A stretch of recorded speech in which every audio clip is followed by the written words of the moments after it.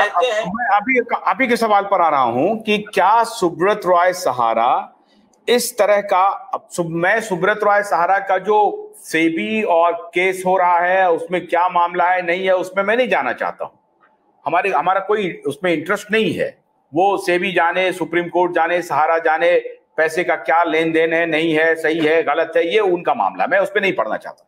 मैं ये जानना चाहता हूं कि अगर सुब्रत रॉय सहारा ये कहे कि भाई हमको आपने 2 साल से अधिक जेल में रख दिया, जो पैसे हमको लौटाने थे, हम एक बिजनेस ग्रुप हैं, उसके हम चेयरमैन हैं, और मैं ही जेल में चला गया, मेरा सब कुछ ठप पड़ गया, मेरे सब कुछ को बंद कर दिया गया, मुझे ही आपने इलीगल डिटेंशन में रख दिया, मैं बर्बाद हो गया, तबाह हो गया, और अगर जस्टिस खेहर और राधा कृष्णन के खिलाफ ये कहें कि मुझे 1 लाख करोड़ का मुआवजा दीजिए, हाँ तो बिल्कुल बिल्कुल, हाँ।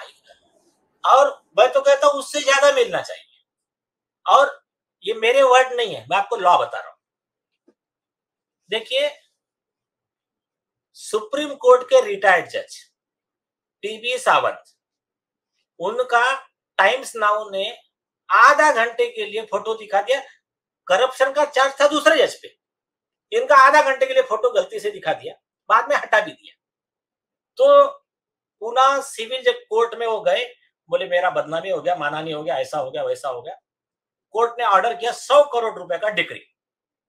एक सुप्रीम कोर्ट की जज की सैलरी मैक्सिमम 2 लाख होगी रिटायरमेंट के बाद में, जो भी मिलता होगा उनको, तो उनको 2 लाख के सैलरी वाले को आधा घंटा गलत फोटो दिखा दिया तो 100 करोड़ रुपए। अब वो गया मतलब अर्नब गोस्वामी और टाइम्स नाउ ग्रुप गया हाई कोर्ट में। हाई कोर्ट ने कहा नहीं, आपको 50 करोड़ का ये दो, बैंक गारंटी दो। वो नहीं माना, सुप्रीम कोर्ट का, सुप्रीम कोर्ट ने भी नहीं उनको किया। तो ये जो है, अगर वो प्रोपोर्शन लगाए तो सुब्रत राय सहारा का तो जेल कितने साल का है, 6 महीना छोड़ दीजिए, उसके ऊपर 1.5 साल वो और 2 महीना अलग से। तो ये मेरे ख्याल से कितना 20 महीने का अनलॉफुल डिटेंशन है। तो आप वो प्रोपोर्शन लगा दो। सुब्रत राय सहारा जी का इनकम का कितना था, देखो proportion as compare to retired Supreme Court जज, इनका तो इनकम करोड़ों में होगा। तो इनको तो 2-4 लाख करोड़ मांगना चाहिए, और फिर पूरा प्रोपोर्शनेट लॉस वगैरह जो भी है ग्राफ वो दिखाएंगे। और दूसरी चीज, मेरी नजर में इन्होंने ना केस सेबी के खिलाफ भी डालना चाहिए, क्योंकि सेक्शन 120 ऑफ आईपीसी क्या कहता है कि एक आदमी गुनाह कर रहा है, दूसरा आदमी उसको सपोर्ट कर रहा है, वो तो उस ऑर्डर का मजा ले रहे हैं। अगर अनलॉफुल ऑर्डर है उसका तो वो मजा ले रहे हैं ना, उसका वो बेनिफिट ले रहे हैं। तो और वो इनको जेल में डालने के लिए, ये इंडेफिनेट इनका जो डिटेंशन रखने के लिए भी सेबी का भी तो सेबी के खिलाफ क्या सेबी के खिलाफ क्या केस बनेगा? सेबी तो कहेगा कि भाई ये तो कोर्ट का मामला है, कोर्ट ने उनको भेजा, मैंने नहीं बोला है कि उनको जेल में रखिए। या आप ये कह रहे हैं कि सेबी का भी प्ली था कि भाई साहब ये पैसा नहीं दे रहे हैं, साहब ये पैसा नहीं दे रहे, इनको जेल में रखिए, ये कहीं बाहर निकलेंगे तो भाग जाएंगे, विदेश चले जाएंगे, इसलिए इनको जेल में रखना, आप ये कह रहे हैं? अगर उनका इस तरह का आर्गुमेंट होगा तो ये केस बनता है कि इलीगल डिटेंशन में वो भी पार्टी है। सही बात है, सही बात, आपने एकदम लॉजिकल बात कही। तो वो तो कोर्ट का रिकॉर्ड, प्लीडिंग ऑर्डर वो है, लेकिन उसके बाद में जो बाद के जो डेवलपमेंट है, सारे जो डॉक्यूमेंट्स है, उसके बेस पे सेबी तो इनके अनलॉफुल डिटेंशन का तो फायदा उठा रही थी ना। फॉर एग्जाम्पल, आपको और एक बात बताता हूँ, एक जस्टिस कृष्णा अय्यर ने क्या वर्ड बोला है पता है क्या? You can not be law unto yourself expecting others to obey the law.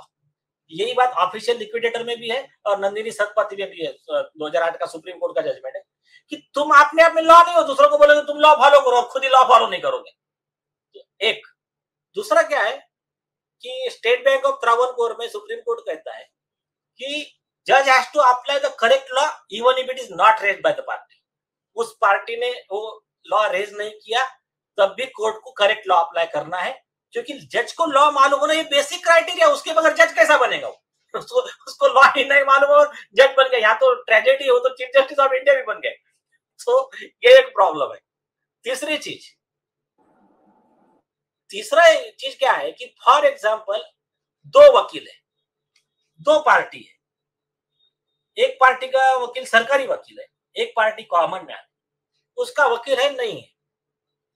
सभी वकीलों की जिम्मेदारी और खास करके सरकार के वकील की जिम्मेदारी है कि अगर अक्यूज्ड, आरोपी या तो विक्टिम या अपोजिट पार्टी, उसके किसी भी फंडामेंटल राइट का वायोलेशन हो रहा है तो ये उसका जिम्मेदारी है कि वो कोर्ट के नजर में लाके दे, because he is first officer of the court, he is not mouthpiece of his client. तो ये उनका जिम्मेदारी था सेबी का कि वो नजर में लाके दे दे कोर्ट के कि साहब आप इस पर डिटेंशन ऐसा अनडिफाइंड नहीं कर सकते। तो सरकार का भी फेल्यूर है और ये दोनों जजेस का भी मतलब आइदर लैक ऑफ नॉलेज बोलो और इंटेंशन बोलो, ये दोनों के ग्राउंड पे उनको वो जिम्मेदार है। और एक बात, एक री एमपीडीबी में एक जजमेंट है सुप्रीम कोर्ट का, उन्होंने ये कहा कि ये कानून और ये सुप्रीम कोर्ट का लॉ मुझे पता नहीं था, ये डिफेंस जज को कभी अवेलेबल नहीं है। मतलब केयर साहब ये नहीं बोल सकते कि मुझे लॉ पता नहीं था, मुझे कॉन्स्टिट्यूशन पता नहीं था।